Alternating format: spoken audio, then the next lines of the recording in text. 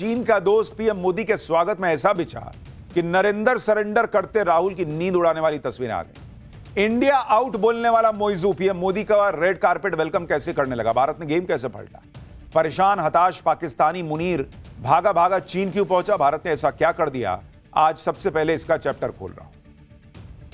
प्रधानमंत्री नरेंद्र मोदी इस वक्त मालदीव में, वो यूके से बड़ी डील निपटाकर मालदीव पहुंचे हैं और काला चश्मा लगाकर जिस रौले के साथ मालदीव पहुंचे हैं वो आज की सबसे जबरदस्त तस्वीर है बॉस। देखिए प्रधानमंत्री नरेंद्र मोदी रौले में, भारत का जो जलवा है वो दिख रहा है बॉस, चश्मा उश्मा लगा के एकदम उतरे। इन तस्वीरों में नरेंद्र मोदी का जबरदस्त कॉन्फिडेंस दिख रहा है, भारत का जबरदस्त कॉन्फिडेंस दिख रहा है, पीएम मोदी की विदेश नीति का जबरदस्त कॉन्फिडेंस दिख रहा है। और ऐसा इसलिए क्योंकि जिस मालदीव में पीएम मोदी गए हैं वो मालदीव चीन का दोस्त है।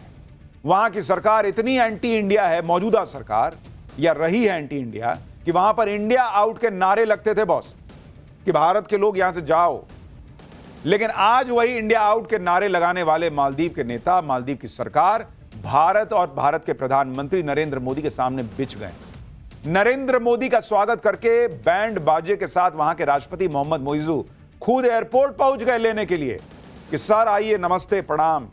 उनके मंत्री वहां पहुंच गए, बड़ी सी लाल कारपेट बिछा दी गई boss, red carpet PM Modi के स्वागत के लिए। मोहम्मद मोइजू ने खुद पीएम मोदी को रिसीव किया, उन्हें गले लगाया। तस्वीरें बता रही थी कि भारत का कितना जबरदस्त भोकाल है बॉस। मालदीव में तो नरेंद्र मोदी के बड़े बड़े पोस्टर लगे हुए हैं, मतलब नरेंद्र मोदी का सुपरस्टार जैसा स्वागत हो रहा है। पीएम मोदी को मालदीव में गार्ड ऑफ ऑनर दिया गया, तोपों की सलामी दी गई, और क्या क्या गजब की तस्वीरें आई हैं। कैसे ये सब कुछ पलट गया है सब बताऊंगा, पहले उसका ट्रेलर देखिए।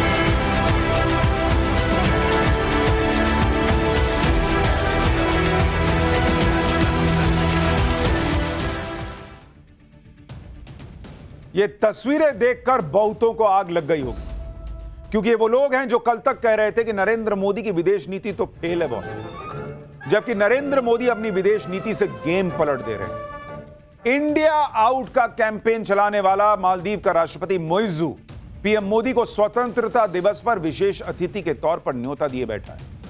इससे पहले ब्राजील के राष्ट्रपति ने भी पीएम मोदी का खूब स्वागत किया था, जबकि चीन ब्राजील को अपना करीबी देश मानता है, लेकिन ब्राजील ने भी प्रधानमंत्री मोदी के लिए पलक पावड़े बिछा दिया था। इससे पहले खालिस्तानियों के चक्कर में भारत से भिड़ने वाला कनाडा भी G7 में भारत को न्योता देता दिखा था, और कनाडा के पीएम ने कहा था कि भारत की अनदेखी नहीं कर सकते। थोड़े दिन पहले पीएम मोदी 5 देशों की यात्रा पर भी गए थे, जिनमें से 4 देशों ने पीएम मोदी को अपना सर्वोच्च सम्मान दिया। यानी पीएम मोदी की विदेश नीति का डंका बज रहा है, और आज ये मालदीव में भी साफ दिखा। मालदीव वो देश है जो चीन के इशारे पर भारत के साथ गेम करना चाह रहा था, क्योंकि वहां पर ये जो मोइजू की सरकार आई थी वो एंटी इंडिया सेंटिमेंट के भरोसे आई थी। लेकिन बॉस, अद्भुत कहानी है ये कि कैसे इंडिया आउट से लेकर और आज ये तस्वीर, नरेंद्र मोदी ने पिछले कुछ महीनों के अंदर कैसे पूरा गेम पलट दिया है। आज जब नरेंद्र मोदी मालदीव पहुंचे तो एयरपोर्ट पर मालदीव के राष्ट्रपति उन्हें खुद रिसीव करने के लिए आए। दोनों नेता पूरी गर्मजोशी से मिले, हाथ मिलाया, गले लगे। आप पीएम मोदी को देखिए, वो भी पूरे रौले में थे, काला चश्मा उश्मा लगा के आए थे कि भाई आया है। इसके बाद पीएम मोदी को गार्ड ऑफ ऑनर दिया गया, तोपों की सलामी दी गई। जरा देखिए भारत का सम्मान।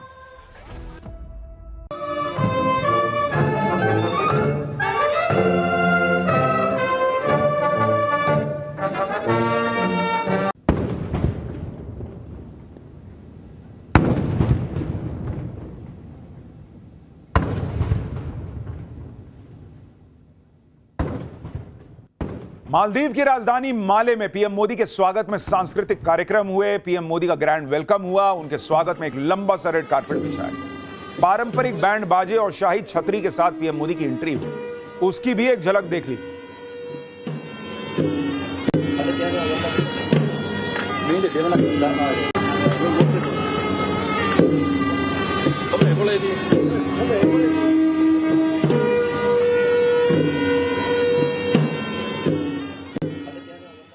मालदीव ने पीएम मोदी के स्वागत में कोई कमी नहीं छोड़ी। पीएम मोदी के स्वागत के लिए छोटे छोटे बच्चों ने भी प्रस्तुति दी, जिसे पीएम मोदी ने बहुत ध्यान से देखा। मालदीव में पीएम मोदी के स्वागत में बड़े बड़े पोस्टर लगा दिए गए। भाई, मालदीव की डिफेंस मिनिस्ट्री की जो बिल्डिंग थी, वहां पीएम मोदी का बड़ा सा पोस्टर लगा। ये मालदीव के रक्षा मंत्रालय की बिल्डिंग है, वहां पीएम मोदी का पोस्टर लगा हुआ है। ये तस्वीरें आपको बता रही हैं कि कैसे मालदीव में पीएम मोदी का डंका बज रहा है, भारत का डंका बज रहा है। मालदीव में भारत का जलवा दिख रहा है, नरेंद्र मोदी का दम दिख रहा है। और ये उन तमाम लोगों को जवाब है जो कुछ दिन पहले जब मोइजू की सरकार आई थी, इंडिया आउट के नारे लग रहे थे या इंडिया आउट का जो काम चल रहा था, उन्होंने कहा था कि नरेंद्र मोदी फेल हो गए बॉस। मालदीव देखिए, हमारा दोस्त वो चला गया, हमसे दूर चला गया। लेकिन नरेंद्र मोदी ने चुपचाप एक फोटो शूट कराया और उसके बाद कुछ महीनों में जो कहानी पलटी है बॉस। राहुल गांधी जैसे नेता भी हैं जिन्हें नरेंद्र मोदी में कोई दम नहीं दिखता, उन्हें आज ये तस्वीरें देखनी चाहिए। हालांकि वो क्या ही देखेंगे। आज राहुल गांधी ने कुछ ऐसा ही प्रधानमंत्री नरेंद्र मोदी के बारे में कह दिया कि नरेंद्र मोदी में दम नहीं है। एक बार राहुल गांधी को सुनिए, फिर आपको दिखाता हूं कि नरेंद्र मोदी ने और आज क्या क्या दम दिखाया जो राहुल गांधी को सोने नहीं दिया। राजनीति में सबसे बड़ी प्रॉब्लम पता है क्या होती है? क्या होती है? हाँ, नहीं, नरेंद्र मोदी कोई बड़ी प्रॉब्लम नहीं।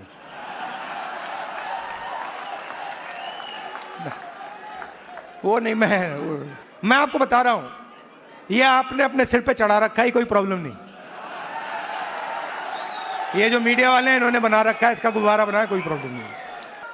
अब पहले तो मैं मिला नहीं था, अब 2-3 बार मैं मिल भी लिया हूं, बात समझ गया हूं मैं, कुछ नहीं उसमें। शो, पूरा शो है, दम नहीं है, बता रहा हूं। आप लोग मिले नहीं हो, मैं मिला हूं।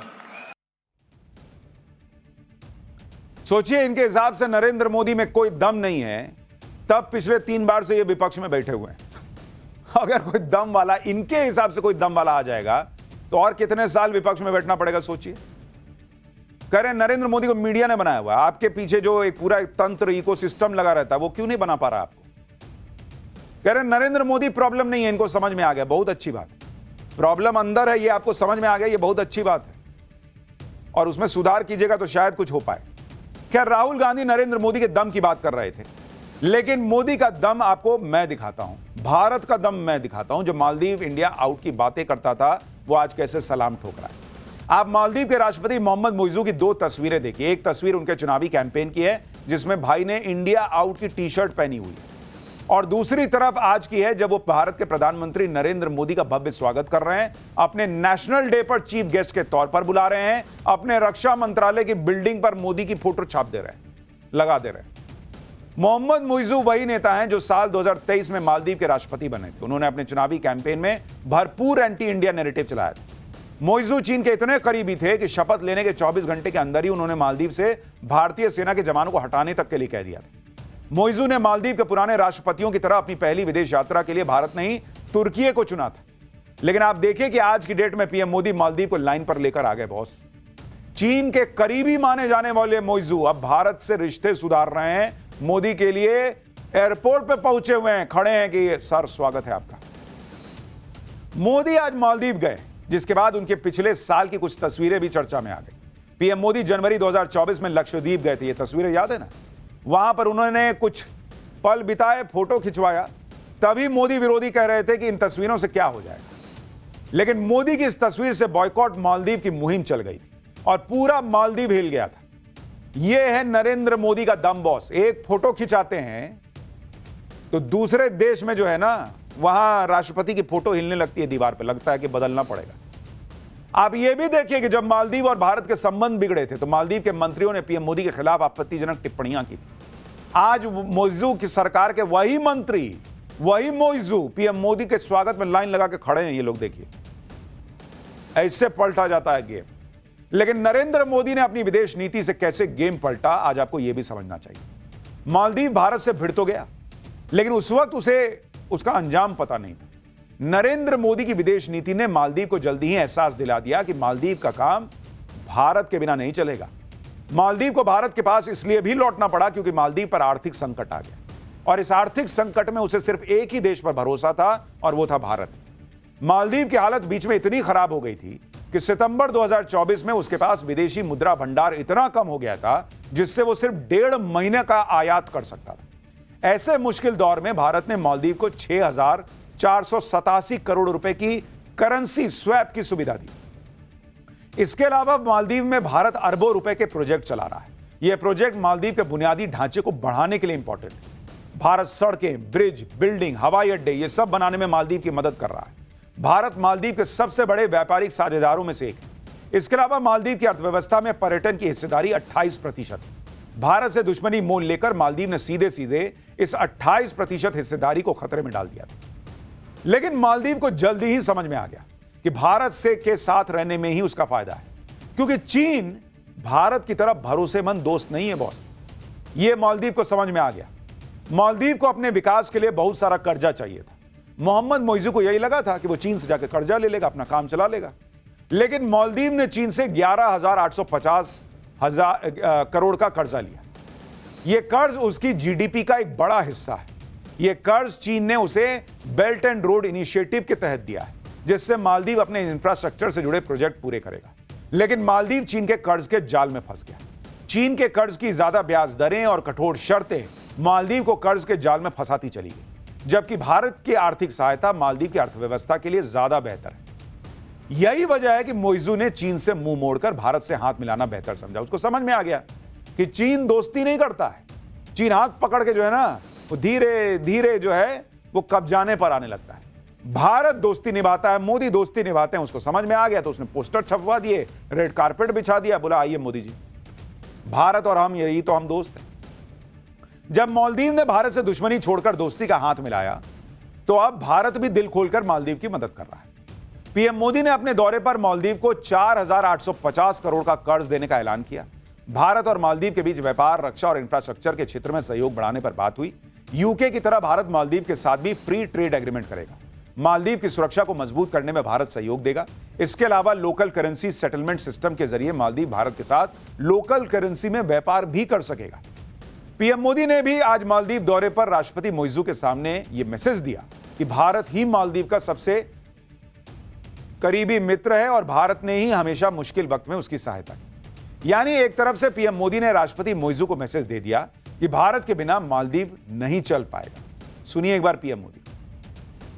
भारत मालदीव का सबसे करीबी पड़ोसी है।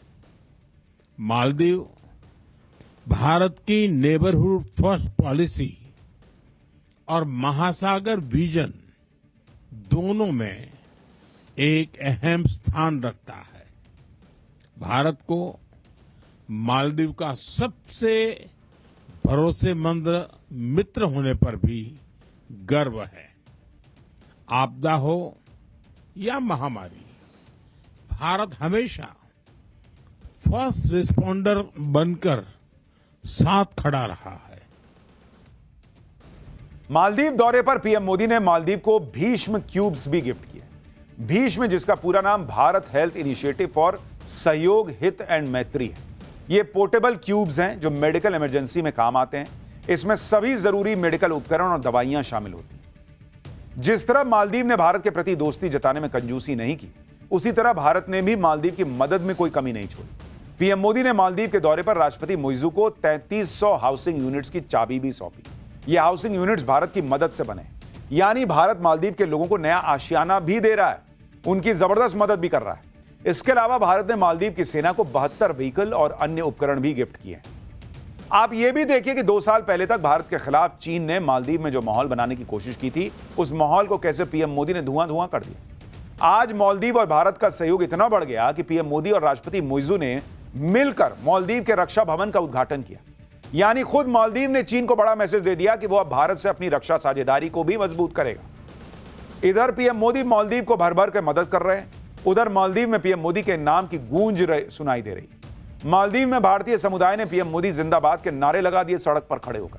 सुनिए मालदीव में कैसे मोदी मोदी हो रहा है। मोदी जिंदाबाद जिंदाबाद जिंदाबाद मोदी जिंदाबाद जिंदाबाद मोदी जिंदाबाद जिंदाबाद जिंदाबाद मोदी जिंदाबाद जिंदाबाद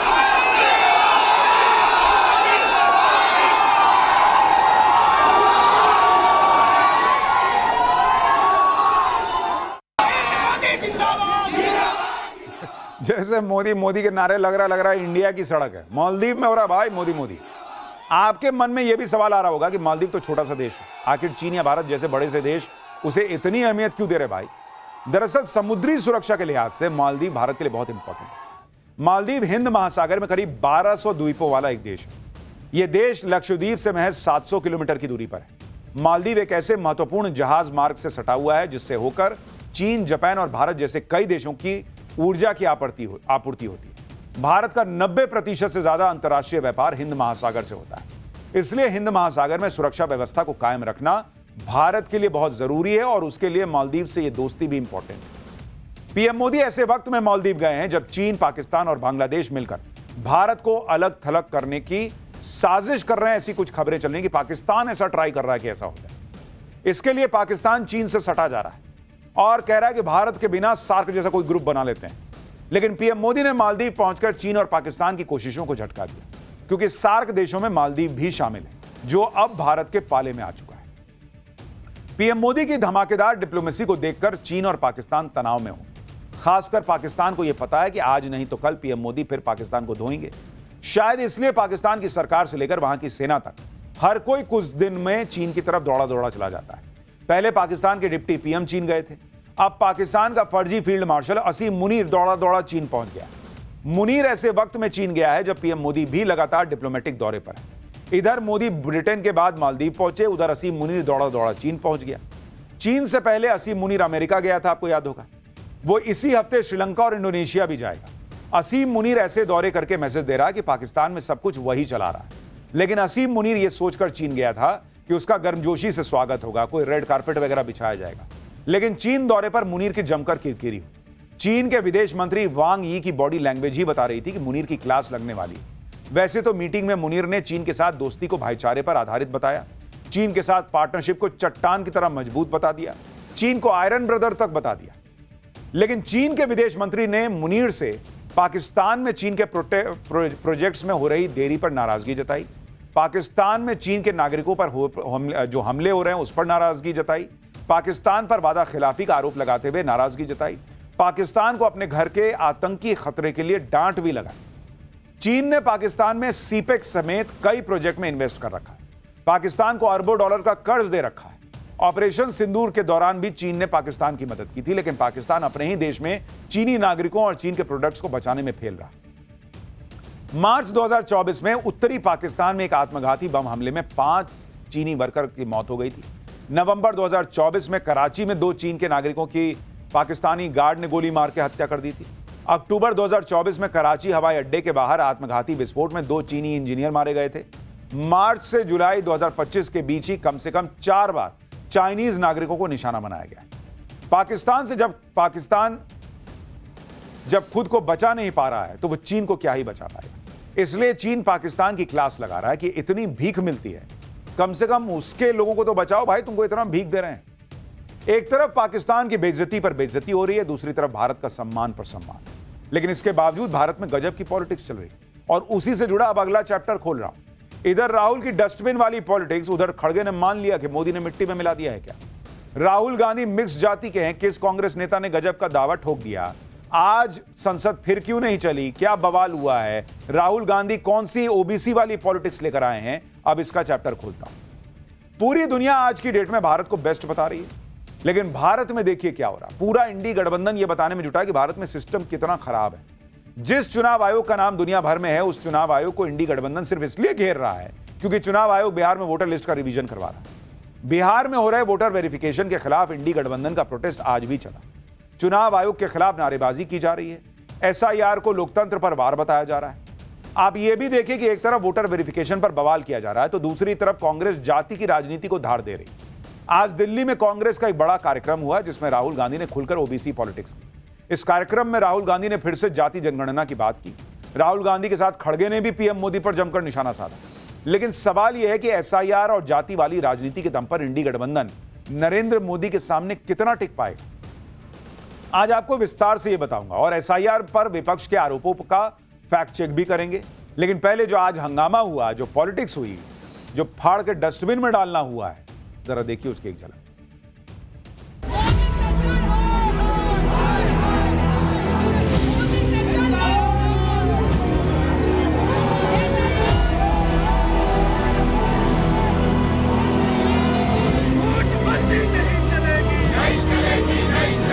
आज यहाँ शपथ लेते हैं वैसे ही लड़ेंगे जैसे हमारे पुरखों लड़े। सिर्फ ये बिहार के लिए नहीं है, सारे देश में वो रिवीजन करें। अगर मुझे आपकी हिस्ट्री के बारे में थोड़ा सा भी ज्यादा मालूम होता, मैं तभी जाति जनगणना करा देता।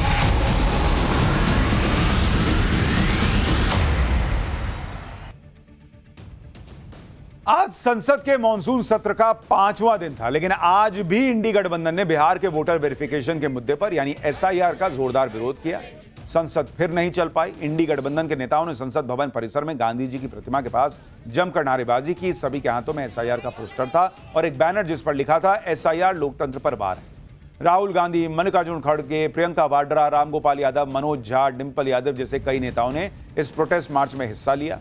इसके बाद सारे नेताओं ने एसआईआर वाले पोस्टर को फाड़ फाड़ के डस्टबिन में डालना शुरू कर दिया। मतलब यह दिखाने की कोशिश कर रहे थे कि एसआईआर को कूड़ेदान में फेंक देना चाहिए। राहुल गांधी, प्रियंका वाड्रा और मल्लिकार्जुन खड़गे सभी ने एसआईआर वाले पोस्टर को डस्टबिन में डाला। मल्लिकार्जुन खड़गे ने तो एसआईआर के पोस्टर को फाड़ के डस्टबिन में डाला, यानी पूरा ड्रामा क्रिएट किया गया और यह जताने की कोशिश की गई कि एसआईआर के जरिए चुनाव आयोग कितना बड़ा, मान लीजिए कि इनकी नजर में अपराध कर रहा है। सुनिए एक बार इंडी गठबंधन के नेताओं।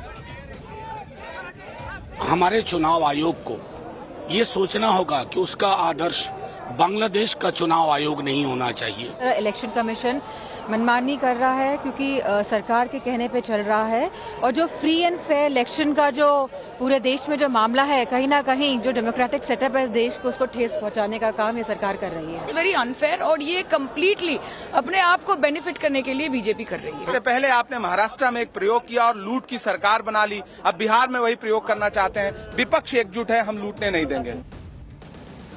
इंडी गठबंधन बिहार में हो रहे एसआईआर का विरोध किए जा रहा है और चुनाव आयोग पर हमले कर रहा है, चुनाव आयोग पर मनमाने आरोप लगा रहा है। लेकिन चुनाव आयोग ने अब जो फैसला लिया है उससे इंडी गठबंधन को झटका लगने वाला है। चुनाव आयोग अब पूरे देश में एसआईआर कराने जा रहा है। चुनाव आयोग ने कह दिया है कि अपने संवैधानिक अधिकार के तहत वोटर लिस्ट की अखंडता की रक्षा के लिए अब पूरे देश में विशेष गहन परीक्षण यानी एसआईआर शुरू करने का निर्णय लिया गया। देश के बाकी हिस्सों में एसआईआर के लिए शेड्यूल सही समय पर जारी भी कर दिया जाएगा। चुनाव आयोग के इस फैसले से इंडी गठबंधन को जैसे करंट लग गया। अभी तक बिहार के लिए हंगामा कर रहे थे, सुप्रीम कोर्ट जा रहे थे, लेकिन अब पूरे देश में एसआईआर होगा और चुनाव आयोग को इसका संवैधानिक अधिकार भी है। ऐसे में इंडी गठबंधन कह रहा है कि बीजेपी डर गई है और अपनी सत्ता बचाए रखने के लिए इस तरह के काम कर रही है। सुनिए मल्लिकार्जुन खड़गे। ये लोग डर के मारे आज ये रिवाइज करने की जो कोशिश कर रहे हैं, ये बहुत बुरी बात है। इससे देश का भी नुकसान होता है और लोकतंत्र का नुकसान होता है और संविधान के तहत ये लोग नहीं चल रहे।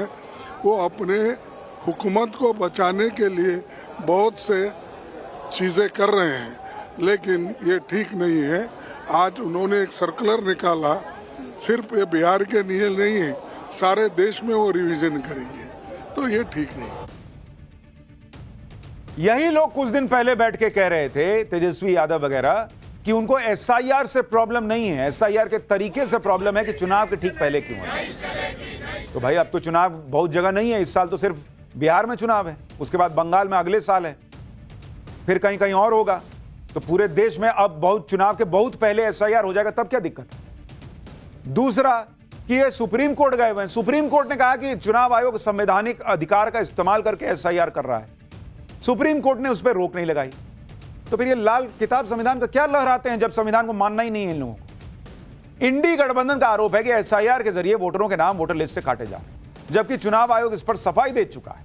आज ही चुनाव आयोग ने आंकड़े जारी किए। बिहार में एसआईआर कितनी स्पीड से हुआ है, आप इसको देखिए। चुनाव आयोग के मुताबिक 24 जून को बिहार में एसआईआर कराने का आदेश दिया गया था। एक महीने के अंदर बिहार के 99.8% मतदाताओं को कवर किया गया है। 7 करोड़ 23 लाख मतदाताओं के फॉर्म्स को डिजिटाइज किया गया है। बचे हुए वोटर्स का वेरिफिकेशन 1 अगस्त तक कर लिया जाएगा। एसआईआर से पता चला है कि बिहार में 22 लाख मतदाता जीवित नहीं है। 7 लाख मतदाताओं के नाम एक से ज्यादा जगह मिले हैं। 35 लाख वोटर हमेशा के लिए बिहार से जा चुके हैं। यानी एसआईआर से बिहार के मतदाताओं की सारी जानकारी चुनाव आयोग को मिल चुकी है और अब इसी जानकारी के हिसाब से वोटर लिस्ट बनेगी जो पूरी तरह से सही होगी। यही बात सरकार भी कह रही है कि जो लोग जिंदा नहीं है उनके नाम वोटर लिस्ट में क्यों होने चाहिए। और सबसे बड़ा सवाल तो यह है भाई कि जो लोग जिंदा नहीं है, मर गए, उनका नाम वोटर लिस्ट से हटाया जा रहा है। या तो आप उस आदमी को खड़ा कर दीजिए कि ये जिंदा है, देखिए इसका नाम हटा दिए हैं मरे हुए में डाल के, और नहीं तो आप क्यों परेशान हो रहे हैं भाई। हो सकता है कि भाई जिसका नाम हट रहा है, जो जिंदा नहीं है, उसका भूत आके मान लीजिए वोट करता, तो हो सकता था कि भाई वो बीजेपी के लिए वोट ही नहीं करता। सुनिए केंद्रीय मंत्री ललन सिंह क्या कह रहे हैं, पहले उसको सुनिए। खैर आगे की बात बता। एसआईआर क्यों वो एसआईआर चाहते हैं? जो वोटर मर गया, जो वोटर है ही नहीं जीवित, जो वोटर परमानेंटली देश छोड़ के चला गया, वो काहे के लिए वोटर रहेगा? जो 2 जगह वोटर है, जो देश का नागरिक नहीं है, तो इसमें कौन आपको वो चाहते हैं कि उनको एक तरफा खेलने के लिए दिया जाए? ऐसा नहीं होता है। लेकिन ये विपक्ष की पॉलिटिक्स एक्सपोज होती जा रही है। अब तो लोग कहने लगे हैं कि इसका मतलब ये लोग बिहार चुनाव हार रहे हैं, ये समझ गए हैं और अभी से अपने हार की वजह जो है ना वो लोगों के सामने सेट कर दे रहे हैं कि भाई हम में कोई कमी नहीं है, वोटर वेरिफिकेशन हो गया इसलिए जो है बीजेपी जीत गई। कांग्रेस वोटर वेरिफिकेशन के लिए सीधे सीधे पीएम मोदी पर हमले कर रही है। कांग्रेस कह रही है कि पीएम मोदी झूठों के सरदार हैं। सुनिए मल्लिकार्जुन खड़गे कांग्रेस अध्यक्ष को। तुम सबको सता रहे हैं, तुम सबको सता रहे, सबको मट्टी में मिला के तुम अकेले जिंदा रहना चाहते हैं और ये नहीं चलेगा। चल गया, 1 बार 2 बार 3 बार चल गया, इसके आगे नहीं चलेगा, क्योंकि वो हमेशा झूठों के सरदार है। झूठ बोलना ही उनका काम है, लेकिन लोगों में चीड़ क्यों नहीं आ रही मेरे को समझ में नहीं आया। मल्लिकार्जुन खड़गे ना, उनमें एक बहुत खास बात, वो बोलते बोलते सच बोल जाते। कह रहे हैं कि लोगों में चिढ़ क्यों नहीं आ रही मुझे समझ में नहीं आती। यानी वो खुद मान रहे हैं कि पब्लिक नरेंद्र मोदी से चिढ़ी हुई नहीं है। खुद कह रहे हैं कि तुम हमको मिट्टी में मिला के खुद जिंदा रहना चाहते हो और 1 बार 2 बार 3 बार कर लिया, अब नहीं होगा। यानी मान रहे हैं कि 3 बार मोदी ने मिट्टी में मिला दिया। बोलते हैं तो बोलते बोलते में ना फ्लो में निकल जाता है सब। यानी कांग्रेस इस बात से परेशान है कि देश की जनता पीएम मोदी के खिलाफ हो क्यों नहीं रही है, चिढ़ क्यों नहीं रही है मोदी से। एसआईआर के मुद्दे पर कांग्रेस हंगामा कर रही है, लेकिन कांग्रेस को भी लग रहा होगा कि इस हंगामे से उसे बहुत ज्यादा फायदा नहीं होने वाला, इसलिए कांग्रेस अब फिर से ओबीसी कार्ड खेल रही है। आज दिल्ली में कांग्रेस ने भागीदारी न्याय महासम्मेलन का आयोजन किया। इस महासम्मेलन में कांग्रेस के कई ओबीसी नेता मौजूद थे। राहुल गांधी, मल्लिकार्जुन खड़गे और इस कार्यक्रम में कई दूसरे नेता शामिल हुए। कार्यक्रम के दौरान कांग्रेस के कार्यकर्ताओं को शपथ दिलाई गई कि वो राहुल गांधी के साथ खड़े रहेंगे और जो काम दिया जाएगा उसे पूरा करेंगे। देखिए शपथ ले रहे हैं लोग। राहुल गांधी लगातार जातिगत जनगणना की बात करते हैं और इसके जरिए ओबीसी समाज को समान भागीदारी देने का वादा करते हैं। आज राहुल गांधी ने जाति जनगणना को लेकर अपनी गलती भी मान ली। राहुल ने कहा कि दलितों और आदिवासियों के मुद्दे समझना आसान है, लेकिन ओबीसी की समस्या समझना मुश्किल है। राहुल ने कहा कि अगर उन्हें ओबीसी समाज के इतिहास के बारे में थोड़ा ज्यादा पता होता तो वो काफी पहले जातिगत जनगणना करवा देते। सुनिए राहुल गांधी। अनटचेबिलिटी उनकी हिस्ट्री है तो एकदम पता लग जाता है। आदिवासियों के भी इश्यूज आसानी से समझ आ जाती हैं। आप उनके इलाके में जाइए, जंगल, जल, जमीन बिल्कुल सामने दिखता है। मगर ओबीसी की जो इश्यूज हैं, जो मुश्किलें हैं, वो छुपी रहती हैं, आसानी से नहीं दिखती हैं। मेरी रिग्रेट क्या है कि अगर मुझे आपकी हिस्ट्री के बारे में, आपकी इश्यूज के बारे में थोड़ा सा भी ज्यादा मालूम होता, मैं तभी जाति जनगणना करा देता। आज सबकी जीवा पर जो है ना मां सरस्वती विराजमान थी, सब सच बोल रहे हैं। राहुल गांधी भी कह रहे हैं कि उन्हें ओबीसी का इतिहास ज्यादा अच्छे से पता नहीं था, अगर पता होता तो कांग्रेस सरकार के दौर में ही कास्ट सेंसस करवा देते। बॉस, आपको नहीं पता था, बाकियों को भी नहीं पता था, आप थोड़े प्रधानमंत्री थे, जो प्रधानमंत्री थे उनको भी नहीं पता था। इतने सीनियर कांग्रेस के नेता, किसी को ओबीसी के बारे में पता ही नहीं था। और आपको मतलब ऑलमोस्ट, आप जिस तरह से कहा जाता है कि भाई रिमोट से सरकार चल रही थी, तो जो रिमोट पकड़े हुए लोग हैं उनको ही नहीं पता कि ओबीसी की समस्या क्या थी। और ये राहुल गांधी को प्रधानमंत्री बनना है, इनको 2025 में अब जाके समझ में आ रहा कि ओबीसी की समस्या क्या है। इसी कार्यक्रम में राहुल गांधी ने खुद की पीठ भी हालांकि थपथपा ली। राहुल गांधी ने कह दिया कि दलितों, अल्पसंख्यकों और महिलाओं के मुद्दे उठाने के लिए उनको अच्छे नंबर भी मिलने चाहिए। वो जिस मुद्दे को उठा लेते हैं उससे पीछे नहीं हटते। राहुल गांधी ने कहा कि इस बारे में आप लोग यानी कांग्रेस कार्यकर्ता प्रियंका वाड्रा से पूछ सकते हैं। सुनिए एक बार वो बयान। जहां तक मैंने, चाहे वो आदिवासियों की बात हो, दलितों की बात हो, माइनॉरिटीज की बात हो, वहां पे मुझे लगता है कि मुझे अच्छे नंबर मिलने चाहिए। महिलाओं की इश्यूज पर मुझे सही नंबर मिलने चाहिए। आप मेरी बहन से पूछो, कभी मिलोगे तो पूछना कि अगर कभी राहुल ने किसी चीज के बारे में मन बना लिया तो उस बात को वो छोड़ेगा या नहीं छोड़ेगा, वो पूछ लो उससे। मैं नहीं छोड़ने वाला। पीएम मोदी को घेरने के लिए राहुल गांधी और कांग्रेस ओबीसी वोट बैंक को कंसोलिडेट करने की कोशिश कर रहा है, और यह कोशिश आज से नहीं बल्कि लोकसभा चुनाव 2024 के पहले से कर रहा है। पीएम मोदी ने राहुल गांधी से जातिगत जनगणना वाला मुद्दा भी अब छीन लिया, तो अब राहुल गांधी ओबीसी सेंटिमेंट को भड़काने में लगे। मजे की बात यह है कि कांग्रेस के नेता और समर्थक राहुल गांधी को ओबीसी समुदाय का मसीहा बताने में लग गए। आप देखिए कि आज कांग्रेस के कार्यक्रम में डॉक्टर कांचा इलैया ने राहुल गांधी को कई जातियों का मिक्स बता दिया। डॉक्टर कांचा इलैया तेलंगाना में कास्ट सर्वे के लिए बनी एक्सपर्ट कमेटी के वाइस चेयरमैन थे। सुनिए वो क्या कह रहे हैं राहुल गांधी किस जाति के। You know what their caste background is? Gandhi was from Banya caste. Ambedkar was from Dalit caste. Patel was from Shudra OBC caste who liberated my own state from Nizam. And Nehru was from Brahmin caste. Rahul is a mix of all castes today. He's a mix of all castes. अब ये कैसे होता है ये कांग्रेस वाले जी ही समझ सकते हैं। खैर ये सब तो चलता रहेगा। पाठशाला में अब अगला चैप्टर जिसमें आपको बताऊंगा हजारों की सैलरी वाले सरकारी कर्मचारी के घर इतने नोट, इतना सोना मिला कि देखिएगा तो आंखें फटी रह जाएंगी। गड्डियों से भरी तिजोरी, तिजोरी के अंदर तिजोरी के वो खबर जिसकी हर तस्वीर आपके होश उड़ा देगी, अब आपको देखना चाहिए। इस देश में सड़कें टिकती नहीं है, गड्ढे पड़ जाते हैं, पुल टिकते नहीं है, कभी भी गिर जाते हैं। लेकिन एक चीज जो हमेशा टिकी रहती है वो है करप्शन। सिस्टम में करप्शन का ऐसा कीड़ा लगा है कि आए दिन सरकारी अफसरों और कर्मचारियों के ठिकानों से करोड़ों रुपए के काले धन का खजाना निकल ही आता है। जो नौकरी तो मामूली सी कर रहे होते हैं, सैलरी हजारों की होती है, लेकिन भाई साहब नोटों की ऐसी गड्डियां निकल आती हैं, आप देखिए आंखें फटी रह जाएंगी बॉस। ये काले धन के कुबेर हैं।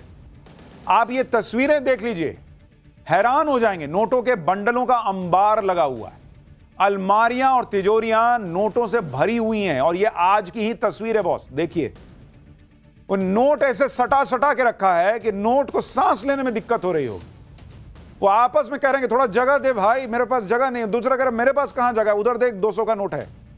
वो कह रहा इधर देख पीछे 500 का नोट पड़ा है, मैं कहां जाऊंगी। नोट परेशान है भाई, उनको जगह नहीं मिल रही। और ये तस्वीरें ओडिशा से आई हैं जहां हजारों की सैलरी वाले सरकारी कर्मचारी के घर पर विजिलेंस की टीम ने छापा मारा तो नोटों के इतने बंडल मिले कि उनकी आंखें फटी की फटी रह गई। भाई नोटों से बिस्तर भर गया था। 1.5 करोड़ रुपए तो रेड के वक्त ही फ्लैट में मिल गए। इसके अलावा सोने की ईंटें मिली हैं, सोने के सिक्के मिले, इतना कुछ मिला कि भाई सब हैरान रह गए हैरान इसलिए क्योंकि जिस सरकारी कर्मचारी के पास से इतने नोट, इतना सोना मिला, उसकी सैलरी 1 लाख रुपया भी नहीं है भाई। वो कोई बड़ा सरकारी बाबू भी नहीं है भाई। मुश्किल से 70 से 80 हजार रुपए की सैलरी होगी महीने की। घर ऐसा कि कोई देखकर नहीं कह सकता कि अंदर इतने करोड़ों रुपए होंगे। आप घर देखिए, ठीक से पोचाड़ा भी नहीं कराया है, पेंट नहीं कराया ढंग से, गुलाबी गुलाबी रंग दिया। लोग कह रहे हैं अंदर गुलाबी नोट होंगे, ये किसी को पता ही नहीं था। अच्छा, गुलाबी वाले तो आजकल आते नहीं, पीले हरे। जिसके घर से काले धन का खजाना मिला वो कौन सी नौकरी करता था, उसकी पूरी कहानी आज आपको बताऊंगा। और ऐसे ही दूसरे काले धन के कुबेरों के कारनामे बताऊंगा जिसे देखकर माथा चकरा जाएगा। लेकिन जो मिला है ना बॉस, एक ट्रेलर देखिए जरा पहले। ओडिशा में एंटी करप्शन ड्राइव के तहत स्टेट विजिलेंस विभाग की टीम ने कोरापुट में जब एक फ्लैट पर रेड डाली तो उनकी आंखें फटी की फटी रही। देखिए कैसे एक के ऊपर एक नोटों की गड्डियां रखी हुई हैं। नोटों की गड्डियों का अंबार लगा पड़ा है, जिनमें पुराने नोटों की भी गड्डियां हैं और नए करारे नोटों की भी गड्डियां हैं।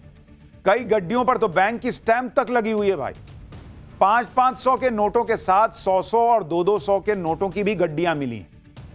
और अभी तो रुकिए, अभी तो आपको सिर्फ कैश दिखाया है। गोल्ड और ज्वेलरी देखेंगे तो और हैरान रह जाएंगे। विजिलेंस टीम को रेड के दौरान सोने के बिस्किट मिले। वो देखिए उधर, जैसे फिल्म में नहीं आता था वो सोने के बिस्किट लेके। 10-10 ग्राम के सोने के सिक्के मिले, सोने के कंगन भी मिले। ये देखकर आज आपको सोना नहीं आएगा ढंग से, मतलब नींद नहीं आएगी ढंग से, सो नहीं पाइएगा। लेकिन इतना सोना दिख रहा है हमें, वहां बैग में भर के। यहां आदमी देखिए, अधिकारी जिधर खोल रहा है उधर नोट लेके आ रहा है। पूरे फ्लैट में विजिलेंस विभाग की टीम जहां हाथ डालती थी वहां से नोट निकल आता था। जिस भी अलमारी को खोल रहे थे काले धन का खजाना निकल रहा था। कहीं से कैश निकल रहा है, कहीं काली कमाई से बनी प्रॉपर्टी के कागजात निकल रहे हैं, कहीं से गोल्ड निकल रहा है। भाई अलबला गए वो लोग कि कहां छापा मार दिए। इतना तो हम भी नहीं सोचे थे छापा मारने के बाद। काली कमाई का खजाना मिलने की झड़ी लग गई। विजिलेंस विभाग की टीम को फ्लैट में एक तिजोरी मिली और जैसे ही तिजोरी खुली, विजिलेंस विभाग की टीम के होश उड़े। पूरी तिजोरी नोटों की गड्डियों से ठसाठस भरी हुई थी। नोटों की गड्डियों को एकदम करीने से सजा के रखा था, क्योंकि इतनी है जरा आप फैलाइएगा तो जगह ही नहीं बचेगी, तो एकदम सटा के रखा हुआ है। अभी तो और देखते जाइए, नीचे वाले में भी तिजोरी के अंदर एक और तिजोरी मिली। उसे जब खोला गया तो उसमें भी कैश भरा पड़ा था। ये देखिए, तिजोरी के अंदर तिजोरी है, ड्रॉर टाइप का। भाई तिजोरी भी सोच रही है कि एकदम इतना ओवरलोडेड हो गई हूं मैं कब खाली होंगी। उसने सांस ली होगी विजिलेंस के लोगों को देख के, क्या अब थोड़ा इसमें से कुछ माल निकलेगा। अब अगर आप सोच रहे हैं कि जरूर किसी बड़े ज्वेलर या बड़े बिजनेसमैन के ठिकाने पर रेड मारी गई होगी तभी इतना काला धन मिला है, तो आप गलत सोच रहे हैं। भाई को देखिए, इसके घर से मिला है भाई। ये उस घर का सफाई कर्मचारी नहीं बैठा है, यही इसी का घर है, इसी का पैसा है। ये काला धन किसका है, उसका हुलिया आप देखिए। ये पलंग पे जो भाई बैठे हैं, बाल उड़ गया, कमीज देखिए बॉस, पैंट देखिए। आदमी सोचता है कि इतना पैसा रखा है, कुछ ढंग का तो कपड़ा उपड़ा पहना होगा। करोड़ों रुपए का काले धन का मालिक है ये।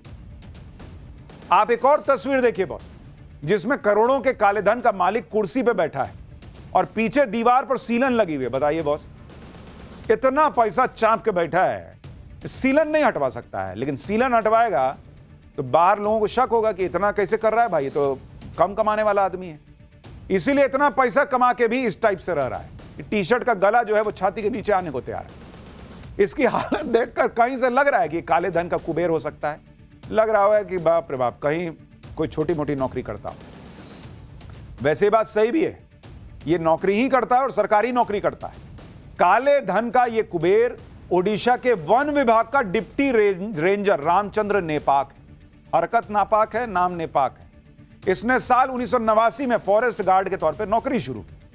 आरोपी रामचंद्र नेपाक अभी ओडिशा में कोरापुर के जयपुर फॉरेस्ट रेंज में तैनात है। विजिलेंस विभाग के मुताबिक इसकी मंथली नेट सैलरी 69,680 रुपया है बॉस। मतलब पूरा 70,000 रुपया भी नहीं है इसकी सैलरी। वन विभाग में डिप्टी रेंजर है भाई,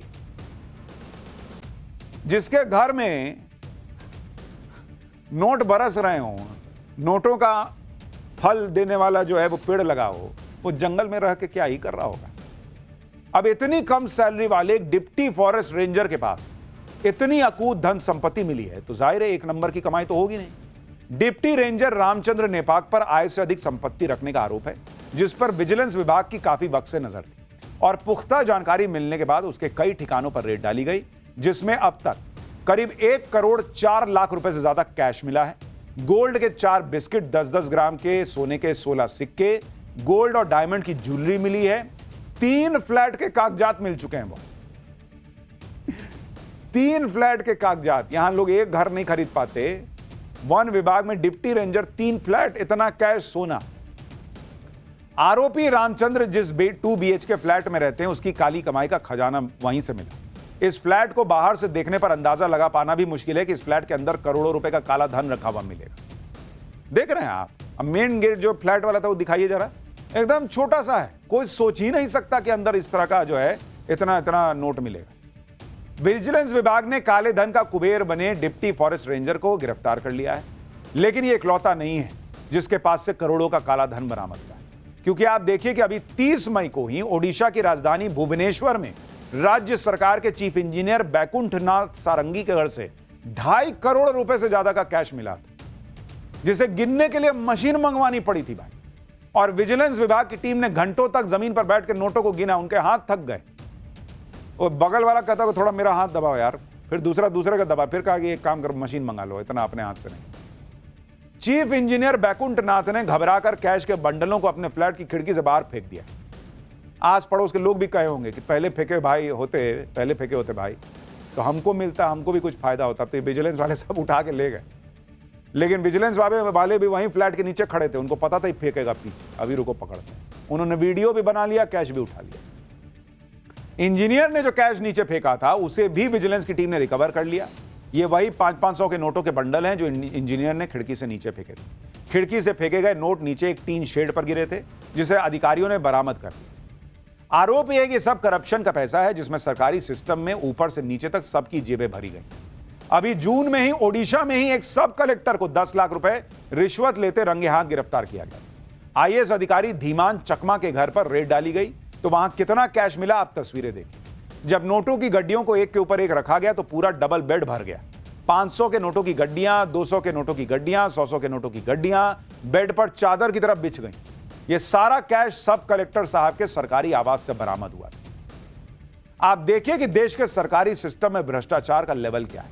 पिछले साल दिसंबर में मध्य प्रदेश के परिवहन विभाग के एक पूर्व कांस्टेबल सौरभ शर्मा के पास से 100 करोड़ रुपए का काला धन पकड़ा गया, जिसमें 10 लाख रुपए कैश मिला था। साथ में आरोपी की कार से 52 किलो सोने के बिस्किट मिले थे। इतना ही नहीं, मध्य प्रदेश के आरोपी के ठिकाने से 2 क्विंटल यानी 200 किलो चांदी की ईंटें मिली थी। 200 किलो चांदी की ईंटें बॉस, सुन रहे हैं आप, क्या ही चल रहा है।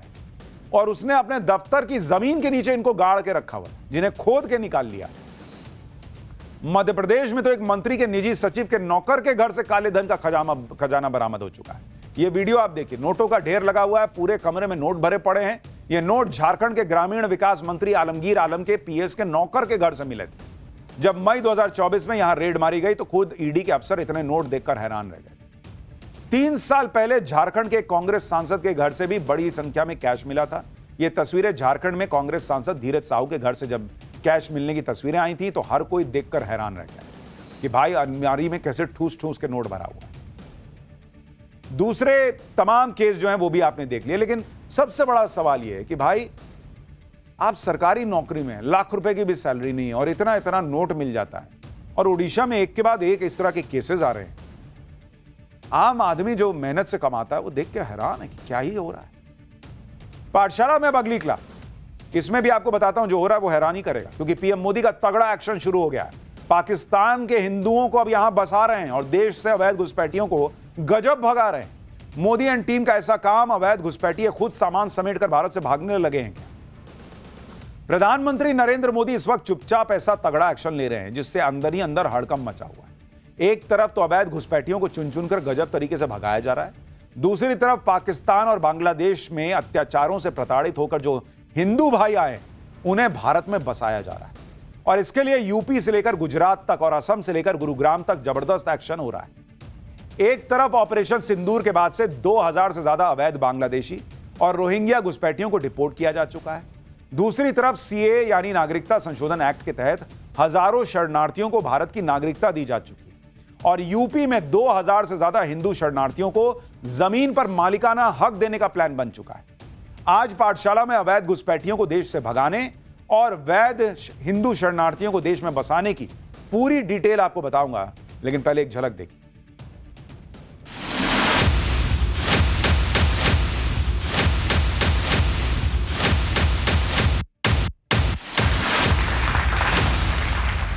जमालपुर से है, बांग्लादेश में आया था। बहुत अच्छा है, हम लोग इंडिया का नागरिक हो गए, हम लोग अच्छा लग रहा है, बहुत अच्छा लग रहा है, गर्व महसूस हो रहा है।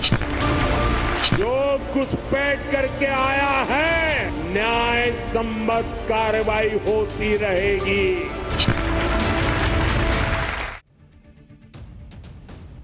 अवैध बांग्लादेशियों के खिलाफ कितना तगड़ा एक्शन हो रहा है उसकी तस्वीरें पहले आपको दिखाता हूं।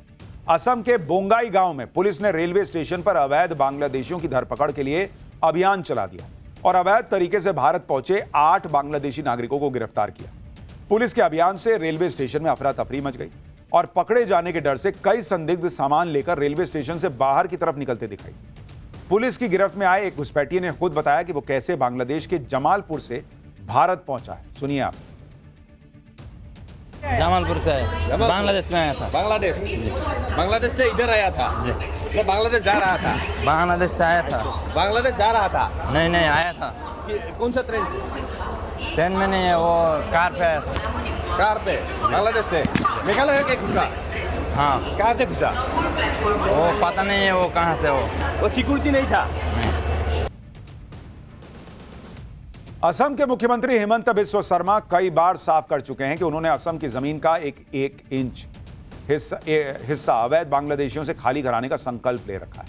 उन्होंने असम में बढ़ती घुसपैठ को राज्य की डेमोग्राफी में आए बदलाव की बड़ी वजह बताया और असम में अवैध बांग्लादेशी घुसपैठियों के खिलाफ हेमंता सरकार के ताबड़तोड़ एक्शन का असर भी दिख रहा है। सोशल मीडिया पर असम की एक तस्वीर वायरल हो रही है जिसमें सामान से लदे ट्रकों की 2 किलोमीटर से ज्यादा लंबी लाइन दिखती है। दावा यह किया जा रहा है इस वायरल वीडियो को लेकर कि यह अवैध बांग्लादेशियों का सामान है जो हेमंता सरकार के एक्शन से घबराकर खुद ही भाग रहे हैं।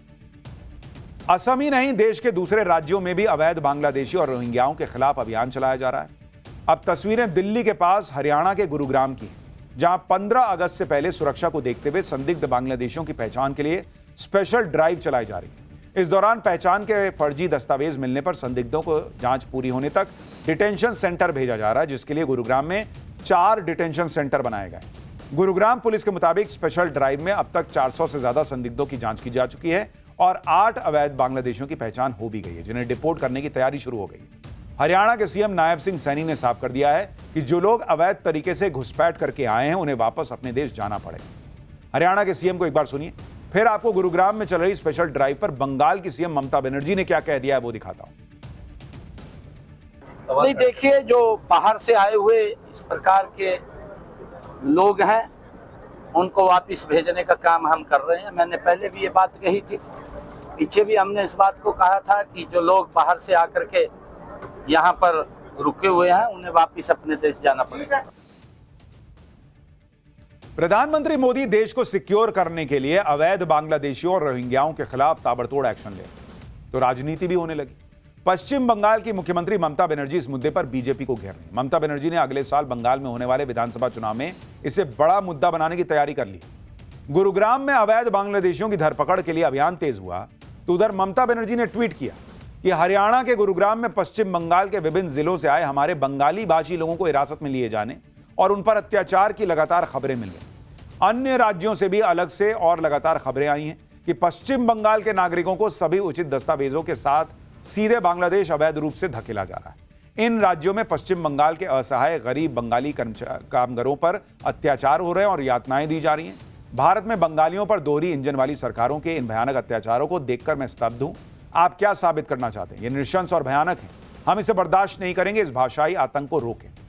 ममता बनर्जी कह रही हैं कि भारत के जो बंगाली हैं उनको बांग्लादेश में धकेल दिया जा रहा है।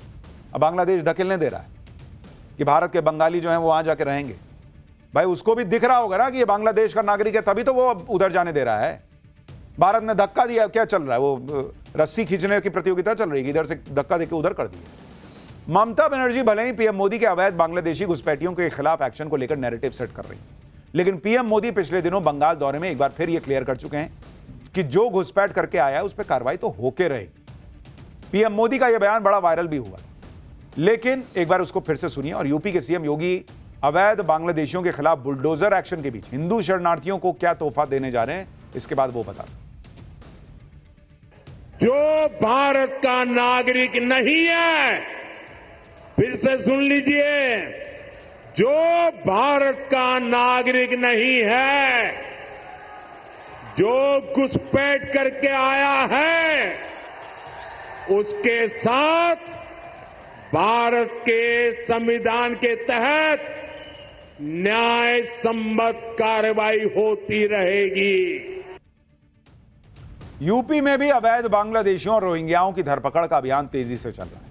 घुसपैठियों की अवैध इमारतों पर नॉन स्टॉप बुलडोजर एक्शन हो रहा है, लेकिन दूसरी तरफ योगी सरकार ने बांग्लादेश से आए शरणार्थियों को बड़ी राहत देने का प्लान भी मंजूर कर दिया है। इसके तहत यूपी में पीलीभीत जिले के 25 गांवों में बसे 2196 हिंदू शरणार्थी परिवारों को उनकी जमीन का मालिकाना हक दिया जाएगा। इसके लिए सीएम योगी आदित्यनाथ ने निर्देश जारी कर दिए हैं और जरूरी कागजों की जांच के बाद इन शरणार्थियों की 60 साल से ज्यादा पुरानी मांग पूरी होने वाली है, क्योंकि ये शरणार्थी अब उस जमीन के मालिक हो जाएंगे जिस पर वो रह रहे हैं, खेती कर रहे हैं। इन परिवारों को साल 1960 के दशक में सरकार ने रहने और खेती के लिए जमीन आवंटित की थी, लेकिन उन्हें कभी कानूनी तौर पर जमीन का मालिकाना हक नहीं मिल पाया। ये वो हिंदू शरणार्थी हैं जिन्हें 1960 से 1975 के बीच पहले पूर्वी पाकिस्तान और फिर अलग अलग देश बने बांग्लादेश में हो रहे अत्याचारों की वजह से भारत में शरण लेनी पड़ी। पीएम मोदी उन लोगों को देश से बाहर कर रहे हैं, उनका सफाया कर रहे हैं जो देश की सुरक्षा के लिए खतरा है, और उन लोगों को देश की नागरिकता भी दिला रहे हैं जो अपनी सुरक्षा के लिए पाकिस्तान या बांग्लादेश जैसे देशों को छोड़कर भारत की शरण में आए। अब गुजरात में ही देखिए, एक तरफ अप्रैल और मई के महीने में अहमदाबाद में मिनी बांग्लादेश कहे जाने वाले इलाके को 1, 2 या 3 नहीं बल्कि 70 बुलडोजर की मदद से समतल कर दिया गया। इस इलाके में अवैध बांग्लादेशियों का अवैध ठिकाना बन चुके 1000 से ज्यादा घरों को जमींदोज किया गया।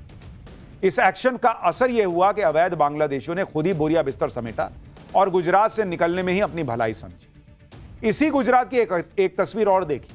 आज राजकोट में गुजरात के गृहमंत्री हर्ष सांघवी ने बांग्लादेश और पाकिस्तान से आए 185 हिंदू शरणार्थियों को भारत की नागरिकता के सर्टिफिकेट बांटे। इन सभी लोगों को CAA यानी नागरिकता संशोधन एक्ट के तहत भारत की नागरिकता मिली है, जिसे पीएम मोदी ने तमाम विरोधों के बाद भी संसद से पास कराया।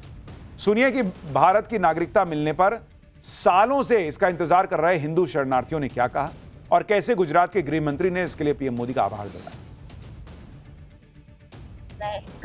बहुत अच्छा है, हम लोग इंडिया का नागरिक हो गए, हम लोग अच्छा लग रहा है। और यहाँ 2010 में आई हूँ, 15 साल हो गए हमको, बहुत अच्छा लग रहा है, गर्व महसूस हो रहा है। यहाँ पर मुझे मेरे बच्चों का भविष्य अच्छा लग रहा है और मुझे लगता है कि मेरे बच्चों का भविष्य आगे बढ़ेगा और जो सुविधा सबके बच्चों को मिलती है मेरे बच्चों को मिलेगी।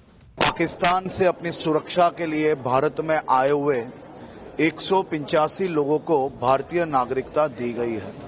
मैं देश के प्रधानमंत्री श्री नरेंद्र भाई मोदी जी का बहुत बहुत आभार मानता हूं, जिन्होंने CAA कानून लाने के माध्यम से आज ऐसे हजारों हिंदू, सिख, ईसाई, बौद्ध, जैन जो पाकिस्तान, बांग्लादेश और अफगानिस्तान से खासतौर पे भारत आए हुए इन सभी लोगों को CAA के माध्यम से उनको नागरिकता मिल रही है। यानी एक तरफ अवैध नागरिक देश से भगाए जा रहे हैं और पाकिस्तान और बांग्लादेश में जो हिंदू थे जिन्हें प्रताड़ित किया गया, जो भारत में शरण लिए हुए थे, उन्हें भारत की नागरिकता दी जा रही है। गाजियाबाद में डिलीवरी बॉय बनकर आए 2 बदमाशों ने एक ज्वेलरी शॉप में घुसकर दिन दहाड़े लूट को अंजाम दे दिया। यह पूरी घटना CCTV कैमरे में रिकॉर्ड हुई है, जिसमें दिख रहा है कि दोनों हथियारबंद लुटेरों ने स्विगी और ब्लिंकिट की ड्रेस पहनी हुई और चेहरा छिपाने के लिए हेलमेट पहना हुआ। सिर्फ 6 मिनट में करीब करोड़ों रुपए के गहने लेकर यह बदमाश फरार भी हो गए। लेकिन आप देखिए कितने शातिर थे कि ब्लिंकिट और स्विगी की ड्रेस पहन ली, लोग सोच रहे हैं कि भाई डिलीवरी करने आया है, और वहां पर लूट करके जो है ये भाग गए। तो इन कंपनियों को भी कुछ ऐसा करना चाहिए भाई कि भाई कोई जेन्युइन उनका डिलीवरी बॉय आ रहा है, इसको आदमी कैसे पहचाने, क्योंकि इन कंपनियों का तो दोष नहीं है, इनकी ड्रेस तो कोई भी बनवा सकता है। और आपके घर पर भी अगर कोई डिलीवरी बॉय आता है तो थोड़ा सा संभल कर